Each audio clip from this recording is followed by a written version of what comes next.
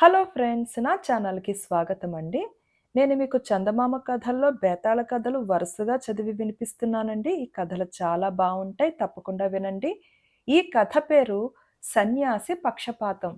పట్టువదలని విక్రమార్కుడు చెట్టు వద్దకు తిరిగి వెళ్లి చెట్టుపై నుంచి శవాన్ని దించి భుజాన వేసుకుని ఎప్పటిలాగే మౌనంగా శ్మశానం కేసి నడవసాగాడు. అప్పుడు శవంలోని బేతాళుడు, రాజా, నువ్వు ఎవరి పట్ల పక్షపాత బుద్ధి కలిగి ఇలా శ్రమపడుతున్నావో తెలియదు, కానీ ఇహవాంఛలన్నీ వదిలేసి ముక్కు మూసుకుని తపస్సు చేసే మునులకే పక్షపాతం ఉంటుంది. అందుకు నిదర్శనంగా నీకు జ్ఞానశేఖరుడి కథ చెబుతాను, శ్రమ తెలియకుండా విను అంటూ ఇలా చెప్పసాగాడు. ఒకప్పుడు ధనవర్మ, ధీరవర్మ అనే రాజులు ఇరుగు పొరుగు రాజ్యాలను పాలించేవారు. రెండు రాజ్యాలకు మధ్య ఉండే అరణ్యంలో జ్ఞానశేఖరుడు అనే ముని కుటీరం నిర్మించుకుని తపస్సు చేసుకుంటూ ఉండేవాడు. రెండు దేశాలకు చెందిన ప్రజలు తమకు సమస్యలు ఏర్పడినప్పుడు ఆయన వద్దకు వచ్చి ఆయనకు తమ కష్టాలు చెప్పుకొని ఆయన సలహాలతో తమ సమస్యలు పరిష్కరించుకునేవారు. ఒక సంవత్సరం వర్షాలు సరిగా కురవక కరువు రాబోతున్న సూచనలు కనిపించాయి. కరువు నివారించటానికి ఏం చెయ్యాలో తెలుసుకునేందుకు ధనవర్మ, ధీరవర్మ ఒకే రోజున జ్ఞానశేఖరుడి వద్దకు వచ్చారు. జ్ఞానశేఖరుడు వారు చెప్పినది విని, నాయనలారా, మీరిద్దరికీ చెరొక దంత పెట్టే ఇస్తాను. మీరు పరిష్కరించలేని అసాధారణ సమస్య ఎదురైనప్పుడు ఈ పెట్టెలను తెరిచి చూడండి. మీ సమస్యలకు ఏదో ఒక రూపంలో సమాధానం కనిపిస్తుంది. అయితే ఈ పెట్టెలు ఇచ్చే సహాయాన్ని ఎలా ఉపయోగించుకోవాలో మీ బుద్ధి బలంతో మీరే నిర్ణయించుకోవాలి. ప్రతి చిన్న సమస్య కోసము ఈ పెట్టెలను ఉపయోగించరాదు. ఇవి ఇచ్చే సహాయాన్ని దుర్వినియోగపరచరాదు. అందుకు విరుద్ధంగా జరిగినట్లు తోస్తే నేను ఈ పెట్టెలను తిరిగి తీసుకుంటాను. నేను కొంతకాలం పాటు సమాధిలోకి పోబోతున్నాను. నేను తిరిగి కళ్ళు తెరిచేదాకా ఎవరూ ధ్యానభంగం చెయ్యవద్దు అన్నాడు. ఇలా చెప్పి ఆయన రెండు దంతపు పెట్టెలను తీసి రాజులిద్దరికీ ఇచ్చి కళ్ళు మూసుకుని సమాధిలోకి వెళ్ళిపోయాడు. రాజులు ఆ పెట్టెలను తీసుకుని తమ రాజధానులకు తిరిగి వెళ్లారు. ధనవర్మ కరువు సమస్య గురించి ఏం చెయ్యాలి అని మంత్రులతోనూ వర్తకులతోనూ చర్చించి ఏమీ పాలుబోక జ్ఞానశేఖరుడిచ్చిన దంతపు పెట్టెను తెరిచి చూశాడు. అందులో నుంచి అంతులేని ధనం వచ్చింది. ఆ ధనంతో ఆయన ఇతర దేశాల నుంచి ధాన్యం తెప్పించి ప్రజలకు పంచి కరువు బాధ లేకుండా చేశాడు. కరువు ఎప్పుడు వచ్చినది, ఎప్పుడు పోయినది ప్రజలు ఎరుగరు. కానీ ధీరవర్మ అలా చెయ్యలేదు. కరువును ఎదుర్కొనటానికి అతనికి కొన్ని మార్గాలు తోచాయి. అవి ఫలించకపోతే దంతపు పెట్టెను అతను తెరిచి చూద్దాము అనుకున్నాడు. అతను ముందు దేశంలోని ధాన్యం దేశం దాటిపోకుండా జాగ్రత్త పడి వర్తకుల వద్ద ఉన్న ధాన్యం అంతా తాను స్వాధీనం చేసుకున్నాడు. ఆ ధాన్యాన్ని అతను ప్రజలందరికీ పంచిపెట్టాడు. జనం కటకటలాడిన మాట నిజమే, కాని ఆకలి చావులు మాత్రం కలగలేదు. ధీరవర్మ కన్నా తాను తన ప్రజలకు ఎక్కువ మేలు కలిగించినందుకు ధనవర్మ చాలా గర్వపడి, మన దేశాన్ని అన్ని దేశాల కన్నా ముందుకు నడిపించి ప్రజలకు ఏ రాజు చేయలేని సౌకర్యాలు కలిగించాలి అనుకుంటున్నాను. అందుకు ఏం చెయ్యాలి అని తన మంత్రులను, సలహాదారులను అడిగాడు.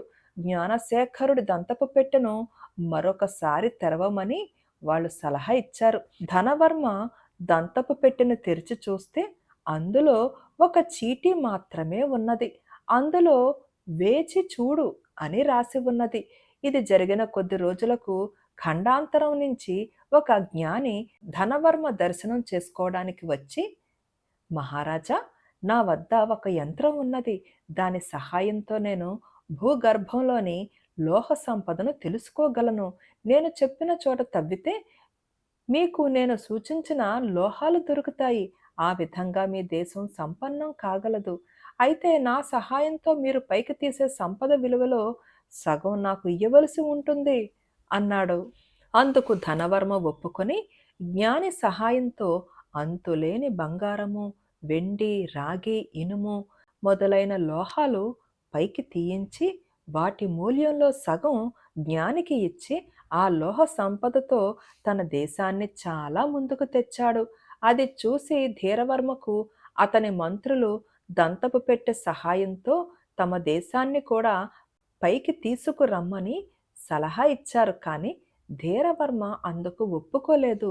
కొద్ది రోజులకు ఆ జ్ఞానే ధీరవర్మ వద్దకు వచ్చి ధనవర్మకు చెప్పినట్టుగానే చెప్పాడు.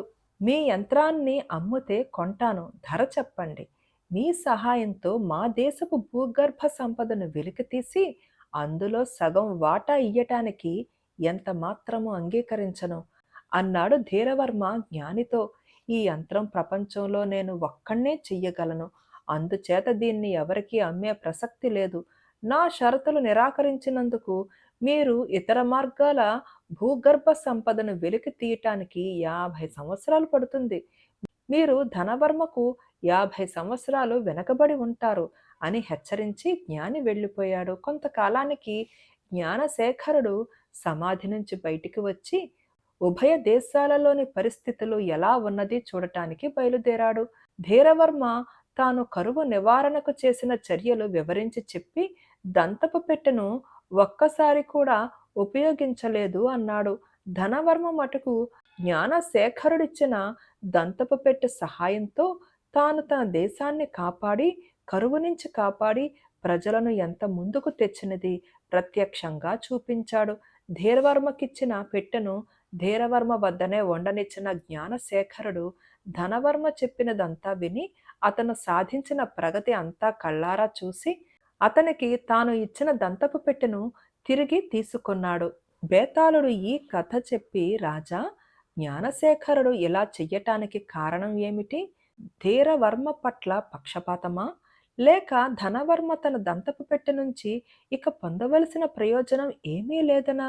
ఈ సందేహానికి సమాధానం తెలిసి కూడా చెప్పకపోయావో నీ తల బద్దలవుతుందని అన్నాడు.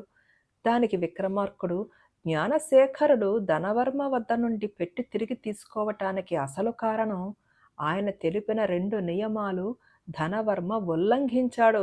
అతను 2 సార్లు తనకు ఏ సమస్య ఏర్పడక ముందే పెట్టెను తెరిచాడు. స్వశక్తితో కరువు వచ్చే లోపల దాన్ని ఎదుర్కొనే ప్రయత్నాలు ఆలోచించకుండానే దంతపు పెట్టెను తెరిచి ధనం సంపాదించి దానితో అవసరాన్ని మించి ధాన్యం కొని దుర్వినియోగం చేశాడు. ప్రజలకు పొదుపు నేర్చుకునే అవకాశం కూడా లభించలేదు.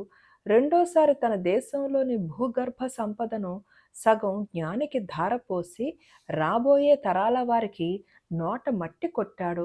ప్రజలకు మేలు చేస్తున్నాననుకుంటూ ధనవర్మ కనిపించని కీడు చేశాడు. ధీరవర్మ తాను పరిష్కరించగలిగిన దానికి దంతపు పెట్టె మీద ఆధారపడలేదు. అందుచేత అతను దంతపు పెట్టెను దుర్వినియోగం చేస్తాడు అన్న భయం లేదు. అందుకే జ్ఞానశేఖరుడు ధీరవర్మ వద్ద పెట్టెను ఉండనిచ్చి ధనవర్మ వద్ద నుంచి పెట్టెను తీసేసుకున్నాడు అని చెప్పాడు. రాజుకు ఈ విధంగా మౌనభంగం కలగగానే బేతాళుడు శవంతో సహా మాయమై తిరిగి చెట్టెక్కాడు. ఈ కథ పేరు మాయా సుధీరుడు. పట్టువదలని విక్రమార్కుడు చెట్టు వద్దకు తిరిగి వెళ్ళి చెట్టుపై నుంచి శవాన్ని దించి భుజాన వేసుకుని ఎప్పటిలాగే మౌనంగా శ్మశానం కేసి నడవసాగాడు. అప్పుడు శవంలోని బేతాళుడు, రాజా, నీ ఆశయం తేలికగా సిద్ధించకపోవటానికి కారణం నీకు మానవాతీత శక్తులు లేకపోవటమే అనుకున్నట్టయితే అది భ్రమ అనుకో. అతీత శక్తులతో ఆశయ సిద్ధి జరగదు అనడానికి నీకు మైత్రేయుడు కథ చెబుతాను, శ్రమ తెలియకుండా విను అంటూ ఇలా చెప్పసాగాడు. ఉజ్జయిని నగరంలో సుధీరుడు అనే రాజు పాలించే కాలంలో అతని ఆస్థానంలో వీరదాసు అనే గొప్ప శిల్పి ఉండేవాడు. మైత్రేయుడని అతనికి ఒక తమ్ముడు ఉండేవాడు. ఈ మైత్రేయుడు హిమాలయాలలో చాలా కాలం తిరిగి అనేక మంది యోగ సిద్ధి కల వారికి సేవ చేసి ఒక అద్భుత శక్తి సంపాదించుకొని వచ్చాడు. అతను సంపాదించిన అపూర్వ శక్తి ఏమంటే శిల్పాలకు ప్రాణం పొయ్యటం. మైత్రేయుడు తన అద్భుత శక్తిని రాజు ఎదుట ప్రదర్శించగోరి తన అన్న చేత 2 స్త్రీమూర్తులను తయారు చేయించి నిండు సభలో ఆ 2 స్త్రీ విగ్రహాలకు ప్రాణం పోశాడు. అది చూసి రాజుతో పాటు సభలోని వారంతా దిగ్భ్రమ చెందారు. సుధీర మహారాజు మైత్రేయుణ్ణి ఎంతగానో మెచ్చుకొని అతన్ని తన ఆస్థానంలో ఉండిపొమ్మని కోరాడు. మైత్రేయుడు అందుకు సమ్మతించాడు. కాలక్రమాన సుధీరుడికి మైత్రేయుడికి గాఢమైన స్నేహం ఏర్పడింది. ఒకసారి సుధీరుడికి తన ప్రతిరూపాన్ని సజీవంగా చూడాలి అన్న కోరిక కలిగింది. అతను తన కోరికను మైత్రేయుడికి తెలిపితే మైత్రేయుడు అతని కోరిక తీర్చడానికి సమ్మతించాడు. మైత్రేయుడు తన అన్న వీరదాసు చేత సుధీరుడి ప్రతిమ రాతిలో నిర్దిష్టంగా తయారు చేయించి దానికి తన ఎంటనే ప్రాణం పోసి అర్ధరాత్రి వేళ ఆ మాయా సుధీరుణ్ణి వెంటబెట్టుకుని రాజభవనానికి బయలుదేరాడు. అన్ని దేశాల రాజధానులలోనూ లాగే ఉజ్జయినిలో కూడా శత్రు గూఢచారులు ఉండేవారు. మాయా సుధీరుణ్ణి చూసి రాజే అనుకుని కొందరు శత్రుగూఢచారులు అతని పైన పడి చంపి పారిపోయారు. తెల్లవారేసరికల్లా రాజును ఎవరో హత్య చేశారన్న వార్త నగరమంతా పొక్కింది. అయితే హత్య అయినది మాయా సుధీరుడని, అసలు సుధీరుడు కాడని ప్రకటన జరిగింది. ప్రజలు తృప్తిపడ్డారు. కానీ రాజ్యంలోని దుష్టశక్తులు ఆ సంఘటనను అలా పోనీయలేదు. హత్య అయినది రాజేనని, రాజునంటూ వ్యవహరిస్తున్నది మాయా సుధీరుడు అని, ఆ మాయా సుధీరుణ్ణి అడ్డం పెట్టుకుని మైత్రేయుడే రాజ్యం పరిపాలిస్తున్నాడు అని ద్రోహులు వదంతి పుట్టించారు. రాజుకు మైత్రేయుడికి గల గాఢమైన స్నేహం మూలంగా ఈ వదంతి ప్రజలకు నమ్మదగినదిగా కనపడింది. మామూలు జనం ఈ మాట నమ్మటంలో వింత లేదు. అంతఃపురంలో రాణుల దగ్గర నుంచి దాసదాసి జనాల దాకా అందరూ సుధీరుడు మాయా సుధీరుడునేమో అన్న సంశయంతో బాధపడసాగారు.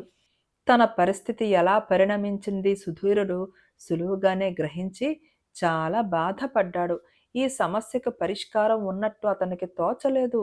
అందుచేత అతను మైత్రేయుణ్ణే ఏదన్నా పరిష్కార మార్గం చూడమన్నాడు. మైత్రేయుడు కూడా ఈ విషయం ఆలోచిస్తూనే ఉన్నాడు. అతనికి ఒకే ఒక ఉపాయం తోచింది. మైత్రేయుడు తన అన్న చేత తనలాంటి విగ్రహం తయారు చేయించి దానికి ప్రాణం పోసి ఆ నకిలీ మైత్రేయుణ్ణి వెంటబెట్టుకుని ఒక రాత్రి రహస్యంగా రాజు వద్దకు వచ్చాడు.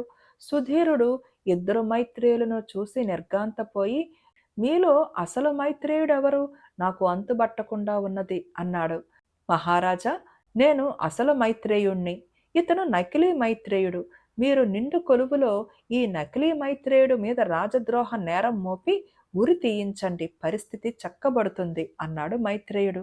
మరి నీ సంగతి అని సుధీరుడు అడిగాడు. నేను ఎవరికంటా పడకుండా హిమాలయాలకు తిరిగిపోయి అజ్ఞాత జీవితం గడుపుతాను. మీ మీద ప్రజలందరికీ ఏర్పడిన అనుమానం తొలగిపోతుంది అన్నాడు మైత్రేయుడు.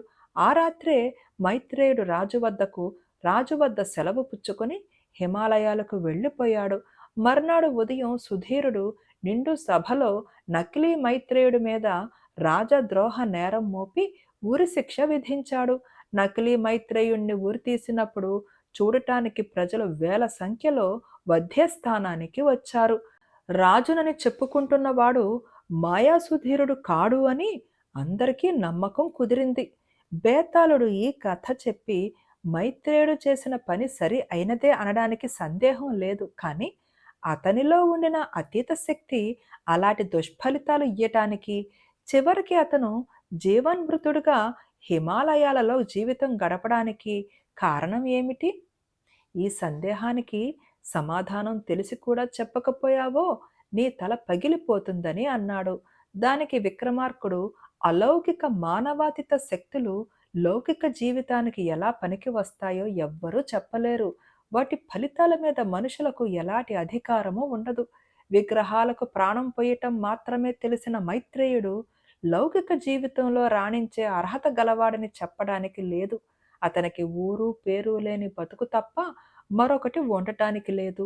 ఆ సంగతి అతని అసాధారణ శక్తి చాటున వెంటనే స్పష్టం కాలేదు. ఆ శక్తి వల్ల దుష్ఫలితాలు కలిగినాకనే అది స్పష్టమైంది. మైత్రేయుడు హిమాలయాలకు తిరిగి వెళ్ళటం చాలా సహజం అని చెప్పాడు. రాజుకు ఈ విధంగా మౌనభంగం కలగగానే బేతాళుడు శవంతో సహా మాయమై తిరిగి చెట్టెక్కాడు. ఫ్రెండ్స్, ఈ కథ నచ్చిందా అండి? ఈ కథ అయితే నాకు చాలా బాగా నచ్చిందండి. విగ్రహానికి ప్రాణం పోయడం ఈ కథలో చాలా బాగుంది కదా. ఫ్రెండ్స్, ఈ కథ మీకు నచ్చితే తప్పకుండా లైక్ చేయండి, షేర్ చేయండి. And please, please, please comment కూడా పెట్టండి. మీ కామెంట్స్ నాకు చాలా చాలా వాల్యుబుల్ అండి. Thank you.